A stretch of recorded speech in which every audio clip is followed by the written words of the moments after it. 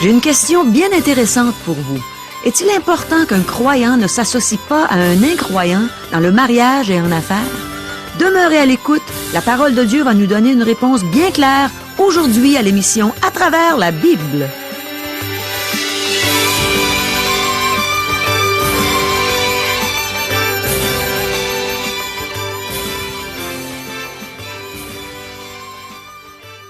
Chers auditeurs, pour en savoir davantage sur le contenu de cette émission, vous pouvez contacter en tout temps Radio Espoir via Internet à www.radioespoir.ca ou par téléphone, sans frais, au 1-877-l'Espoir, 1-877-537-7647. Bonjour, ici Caro. Je crois que Dieu va nous donner un puissant enseignement aujourd'hui en réponse aux questions que voici. Est-ce que la vie est sacrée aux yeux de Dieu? Est-il important que nous parlions du précieux sang de Christ dans nos églises? Est-il important que le peuple de Dieu ne vive pas comme les incroyants?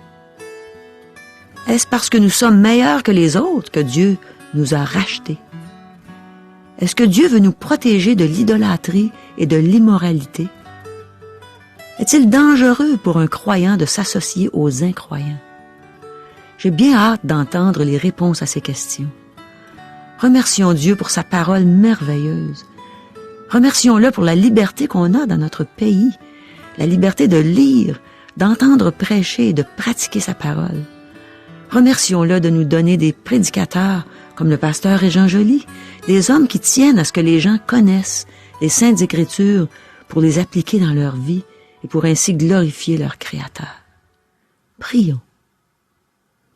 Oui, Seigneur, on a des cœurs reconnaissants envers toi pour la richesse de ta parole et la liberté qu'on a dans notre pays de pouvoir la lire et de la mettre en pratique. Merci, Seigneur. Merci pour la liberté aussi qu'on a de l'entendre prêcher en ce moment même.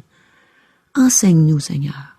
On t'écoute. On veut que tu enrichisses notre vie par ta sainte parole. Amen. À toi, Régent. Merci beaucoup, Caro. Le livre du Lévitique est fascinant, car il introduit des vérités fondamentales de la foi chrétienne d'aujourd'hui. Même si ces instructions furent données littéralement à la nation d'Israël, même si les raisons pour les donner ne sont plus, elles nous donnent encore des leçons spirituelles aujourd'hui. Elles jettent une lumière sur bien des éléments du Nouveau Testament. Je me réjouis du fait que de nombreuses personnes développent une relation personnelle avec Christ en étudiant le livre du Lévitique. Aujourd'hui, nous abordons le chapitre 17 et certains le considèrent comme une suite avec un prolongement du chapitre 16. Il est vrai qu'il y a un enchaînement, mais ce chapitre traite d'un sujet différent. Ce chapitre considère l'endroit où faire les sacrifices ainsi que la valeur du sang. Ce chapitre s'applique directement à la marche dans le désert et au fait qu'Israël campait autour du tabernacle. Il traite de sujets d'éthique plutôt que du cérémonial religieux. Les animaux purs tués pour fin de consommation devaient être tués au tabernacle. Seuls les versets 8 et 9 traitent spécifiquement de sacrifices faits à Dieu. Après qu'Israël se soit dispersé dans la Palestine et que des Israélites vivaient à des centaines de kilomètres du tabernacle, il devenait impossible d'apporter les animaux à la tente d'assignation pour les tuer.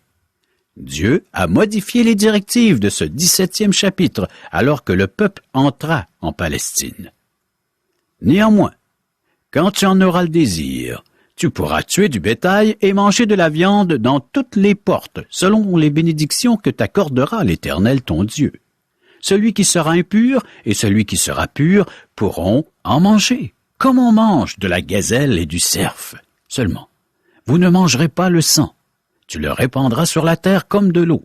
Lorsque l'Éternel ton Dieu aura élargi tes frontières comme il te l'a promis, et que le désir de manger de la viande te fera dire « Je voudrais manger de la viande », tu pourras en manger, selon ton désir.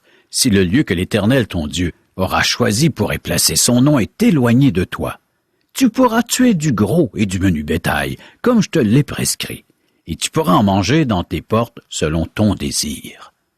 Tu en mangeras comme on mange de la gazelle et du cerf. Celui qui sera impur et celui qui sera pur en mangeront l'un et l'autre. Seulement, garde-toi de manger le sang, car le sang, c'est l'âme, et tu ne mangeras pas l'âme avec la chair. Tu ne le mangeras pas, tu le répandras sur la terre comme de l'eau. Tu ne le mangeras pas, afin que tu sois heureux. Toi et tes enfants après toi, en faisant ce qui est droit aux yeux de l'Éternel. Deutéronome chapitre 12, versets 15 et 16, ainsi que les versets 20 à 25. Pourquoi Dieu a-t-il exigé que les animaux tués pour les manger le soient à l'entrée du tabernacle? Ceci est compréhensible lorsque nous considérons le fait qu'Israël venait de sortir d'Égypte, un pays rempli d'idolâtrie. Le peuple avait adoré et vénéré les idoles du pays, et il aurait pu facilement revenir à l'idolâtrie qu'il venait juste de délaisser. En Égypte, le peuple avait adoré les dieux de la nature, dont un, Mendes, était représenté par un bouc. Les Grecs vénéraient ce même dieu sous le nom de Pan. Nous le connaissons grâce à la littérature grecque qui le dépeint avec une queue, des cornes et des sabots. Au Moyen Âge, le christianisme a identifié Satan avec cette image. Notre mot « panique » est dérivé du nom « Pan », car il décrivait la terreur inspirée par le démon. Dieu a demandé au peuple de ne pas tuer les animaux purs ailleurs qu'à l'entrée du tabernacle, afin qu'ils ne fassent pas de sacrifice à Pan, le dieu chèvre d'Égypte. De plus, Dieu a interdit totalement à son peuple de manger du sang. La raison de cet interdit est donnée clairement. Le sang représente la vie. Il y a deux raisons sous-adjacentes. Premièrement, la vie est sacrée. Même les animaux ne devaient pas être tués inutilement. Deuxièmement, le sang rappelle le sacrifice de Christ.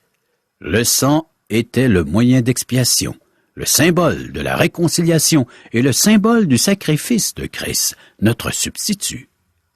La vie, chers amis, est sacrée et doit être protégée. Mais Christ a dû donner sa vie afin que le pécheur puisse avoir la vie. La vie et le sang sont synonymes. L'homme ne devait pas manger le sang, mais il devait boire le sang de Christ, entre guillemets, c'est-à-dire s'approprier par la foi dans le sang versé par Christ, la vie de celui-ci qu'il a cédé afin que nous vivions. N'hésitons pas à parler du sang versé avec louange et amour. Trop souvent, même dans nos églises, ce sujet n'est pas populaire, car il touche le péché. Mes amis, lorsque nous craignons de parler du péché, nous parlons très peu du précieux sang de Christ. Un jour, une dame vint vers le nouveau pasteur de son église et lui dit « Monsieur, j'espère que vous ne parlerez pas trop de sang. » Celui-ci répondit « Non, madame, je ne le ferai pas. »« Ah, j'en suis heureuse, » interrompit la dame. « Car il est impossible de trop parler du précieux sang de Christ, » ajouta le pasteur. Chers amis, débutons notre lecture. Du Lévitique chapitre 17, versets 1 et 2. L'Éternel parla à Moïse et dit, « Parle à Aaron et à ses fils et à tous les enfants d'Israël, et tu leur diras, voici ce que l'Éternel a ordonné. » J'aime cette expression, l'Éternel parla à Moïse. Presque tous les chapitres de ce livre commencent par l'Éternel parla à Moïse. Les instructions de ce chapitre s'adressent à tout Israël, pas seulement à Aaron et à ses fils. Dieu touche la vie personnelle et privée des Israélites. Non seulement a-t-il fait une distinction entre les animaux purs et les impurs au chapitre 11, maintenant il donne des règlements sur la façon de manger les animaux purs. La façon de vivre de son peuple doit être différente de celle de ceux et celles qui ne le connaissent pas. Dieu leur répétera cela souvent au prochain chapitre, entre autres, 18e du livre du Lévitique. Mais pour l'instant, Poursuivons la lecture du Lévitique chapitre 17, versets 3 à 6.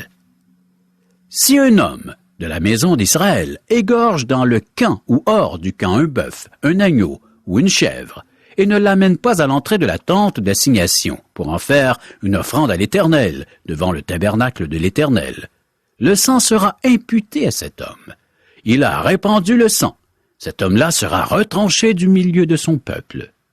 C'est afin que les enfants d'Israël, au lieu de sacrifier leurs victimes dans les champs, les amènent au sacrificateur devant l'Éternel, à l'entrée de la tente d'assignation, et qu'il les offre à l'Éternel en sacrifice d'action de grâce.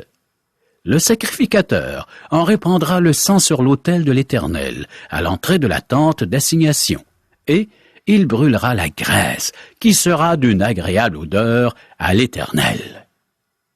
Nous avons ici une loi étrange qui ne touche pas le rituel des sacrifices. Si vous examinez bien le texte, vous remarquerez que ces animaux étaient tués pour s'en nourrir.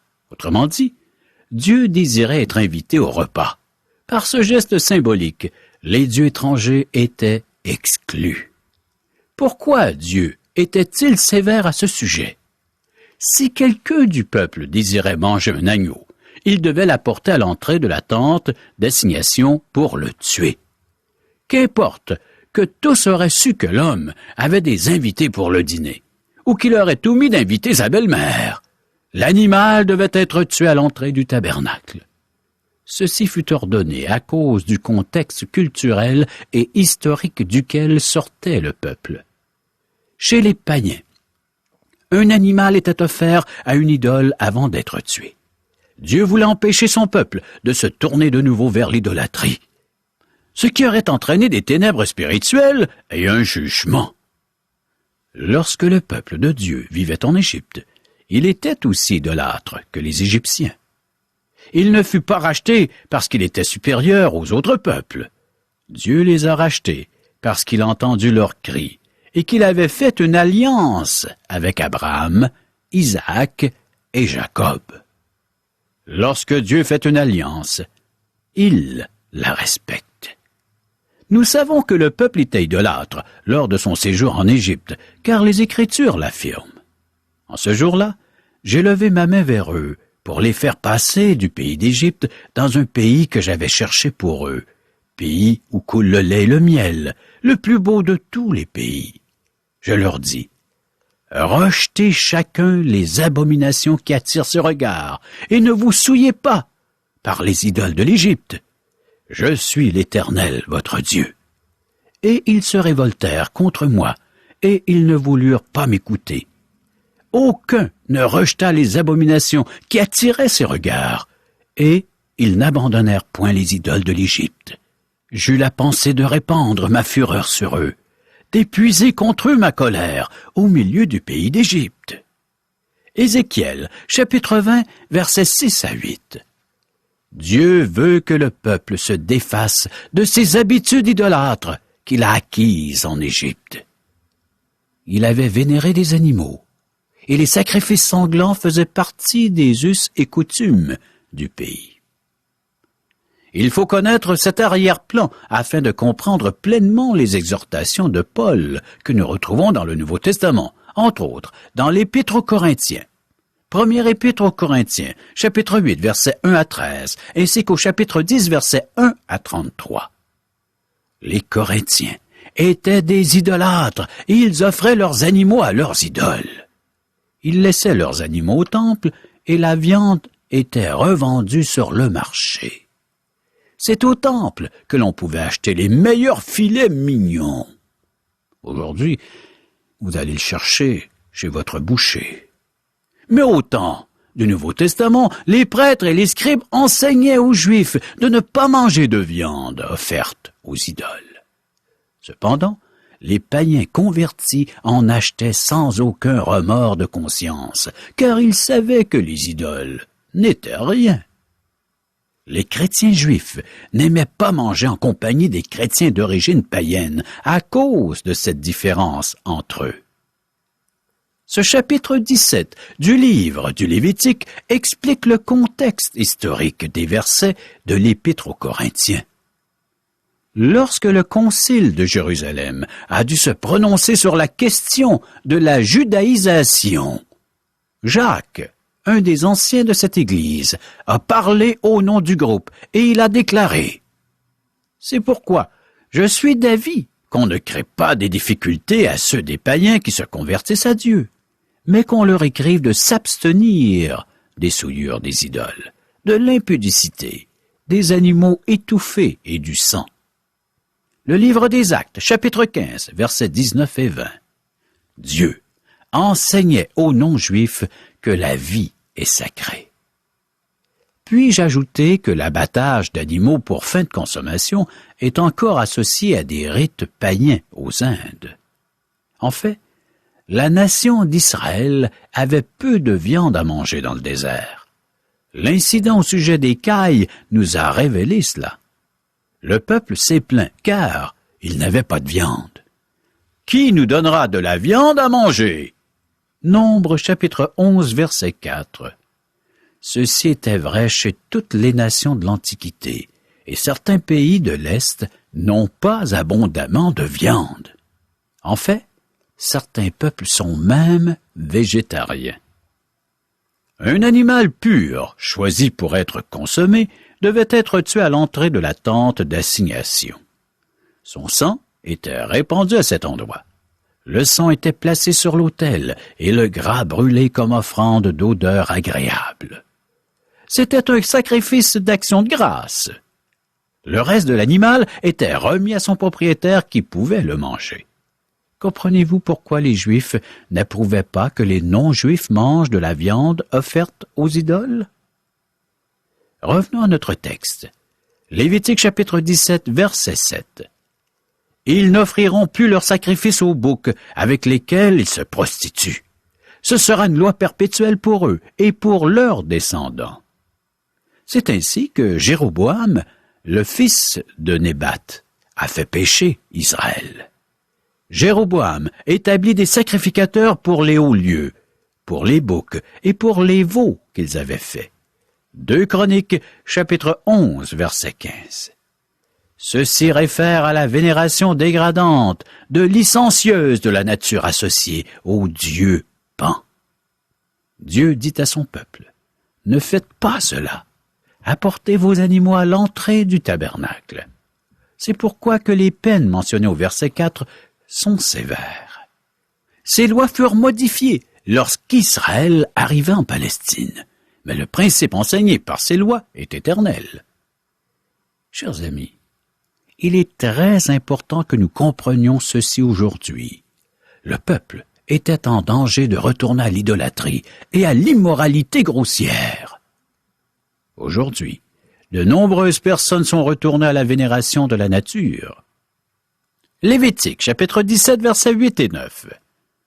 Tu leur diras donc, si un homme de la maison d'Israël ou des étrangers qui séjournent au milieu d'eux offre un holocauste ou une victime et ne l'amène pas à l'entrée de la tente d'assignation pour l'offrir en sacrifice à l'Éternel, cet homme-là sera retranché de son peuple. Dieu est clair, très spécifique, que l'animal soit apporté comme sacrifice ou comme holocauste. Il n'a pas laissé les Israélites apporter un animal comme holocauste et retourner ensuite à la maison avec ce même animal. La loi sur les holocaustes devait être observée. Dans ces 2 versets, Dieu parle des holocaustes. Les sacrifices étaient apportés à un seul endroit, au tabernacle. Dieu a insisté sur ce point à plusieurs reprises, afin de tenir son peuple loin de l'idolâtrie. Cette loi s'appliquait aussi aux étrangers qui s'étaient joints à Israël ou qui vivaient parmi le peuple. Les étrangers auraient pu avoir une influence sur le peuple. Les gens avaient tendance à adopter les us et coutumes des étrangers plutôt que de les emmener à la connaissance de Dieu, qui a le pouvoir de convertir les cœurs à la vérité. Aujourd'hui, la Bible nous dit, c'est pourquoi, bien-aimés, fuyez l'idolâtrie. 1 Corinthiens 10, verset 14. Elle dit aussi, ne vous mettez pas avec les infidèles sous un joug étranger, car quel rapport y a-t-il entre la justice et l'iniquité? Ou qu'y a-t-il de commun entre la lumière et les ténèbres? C'est pourquoi, sortez du milieu d'eux et séparez-vous, dit le Seigneur. Ne touchez pas à ce qui est impur, et je vous accueillerai. 2 Corinthiens chapitre 6, versets 14 à 17. Ceci est un grand principe qui s'applique à l'Église. Il est très dangereux de s'associer avec des non-convertis dans les domaines religieux, politiques, matrimoniaux, commerciaux et sociaux. Dieu nous avertit à ce sujet dans la Bible. Versets 10 et 11.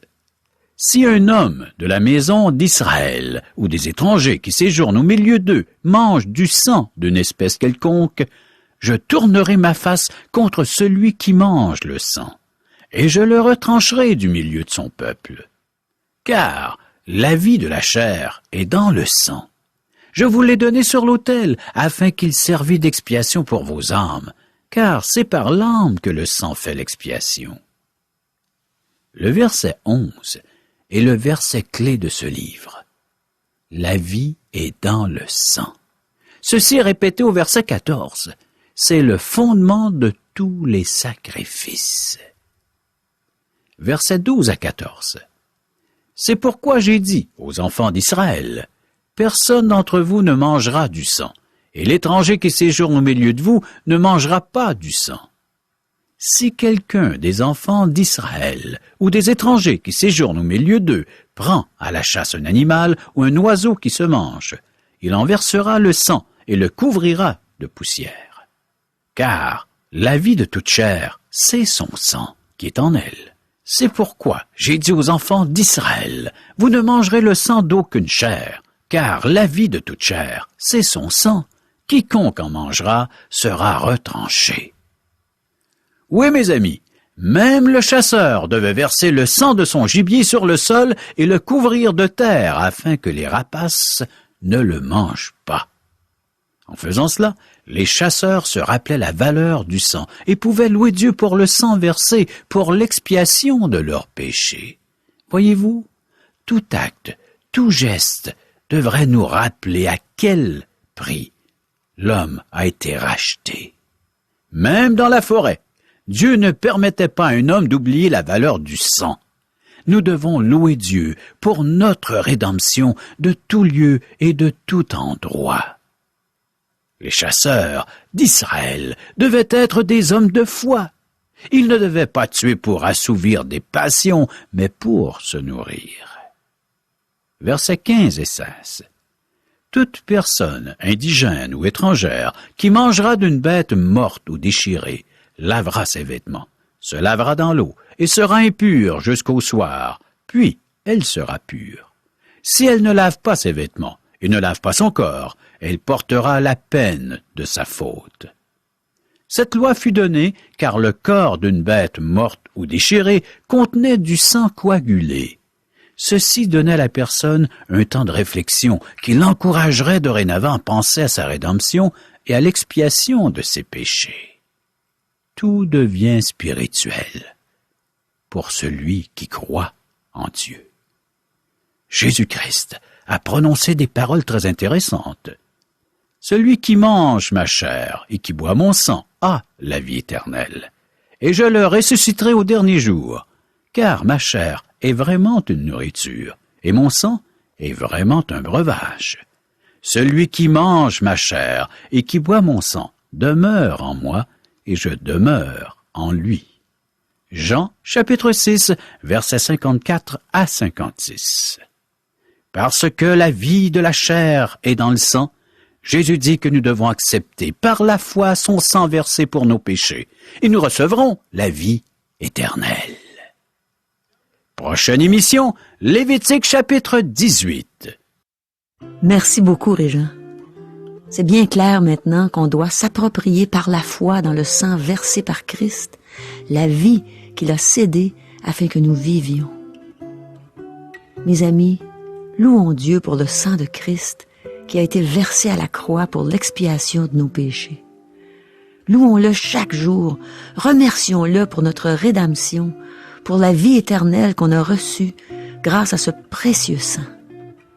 Louons Jésus pour son sang qui a fait l'expiation pour nos âmes, qui nous a purifiés de nos péchés. L'enseignement d'aujourd'hui me rappelle un vieux chant gospel traditionnel qu'on chantait souvent à mon église dans mes premières années à l'Évangile. J'aimerais juste te lire les paroles de ce chant et t'encourager à en faire ta prière si tu n'as pas encore accepté Jésus comme ton Sauveur, comme ton Seigneur, si tu n'as pas encore reçu le pardon de tes péchés, le don gratuit de la vie éternelle. Alors ce bon vieux chant va comme ceci. Qu'il soit ta prière. Jésus, par ton sang précieux, enlève mon iniquité. Regarde-moi du haut des cieux. Dis-moi que tu m'as pardonné. J'ai longtemps erré, cœur rebelle, mais j'entends ta voix qui m'appelle. Au pied de ta croix maintenant, tout confus, brisé, je me rends. Blanc, plus blanc que neige, blanc, plus blanc que neige. Lavé dans le sang de l'agneau, je serai plus blanc que la neige. Oh, le fardeau de mon péché! Dieu très saint est trop grand pour moi. Je veux en être délivré à cette heure. Oh, révèle-toi. Jésus, viens, sois ma délivrance. Seul tu peux calmer ma souffrance. Au pied de ta croix maintenant, tout confus, brisé, je me rends.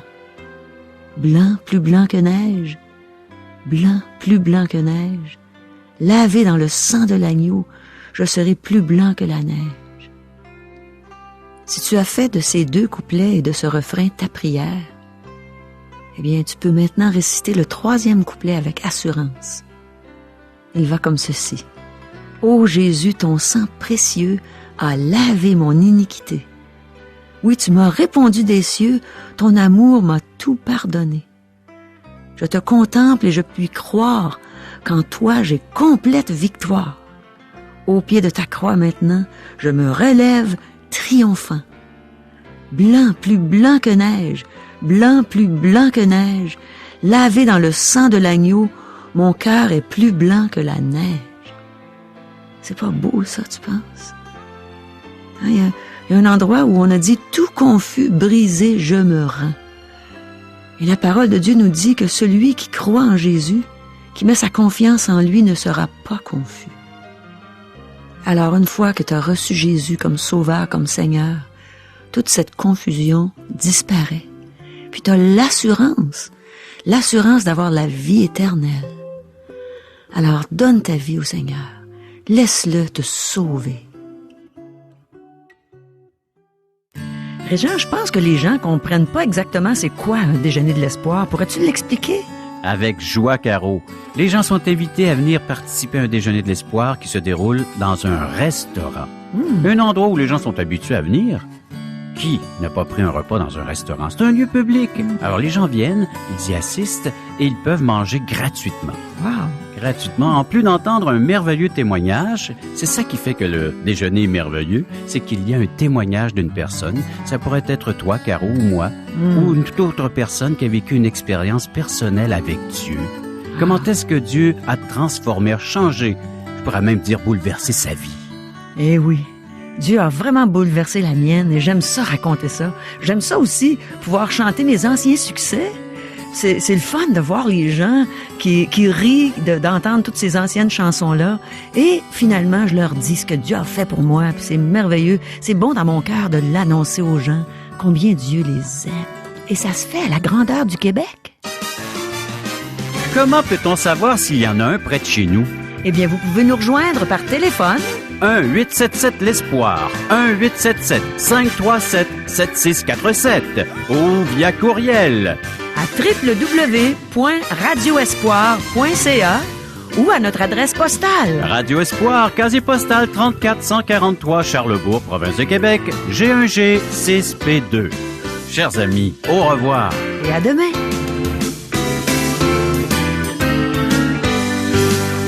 Cette émission vous a été présentée par Radio Espoir.